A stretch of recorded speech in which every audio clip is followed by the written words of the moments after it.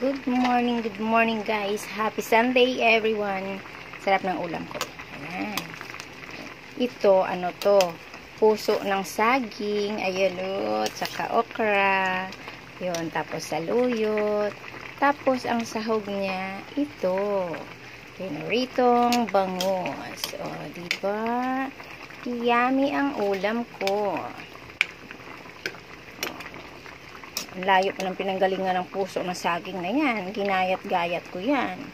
Galing pa ng Cavite yan. O, see? Galing pa yan sa mabait na sponsor ko. Kay Mark. Thank you.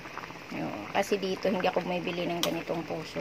Ng puso yan sa palengke. Hindi ako may bili. Ito kasi buo talaga ito.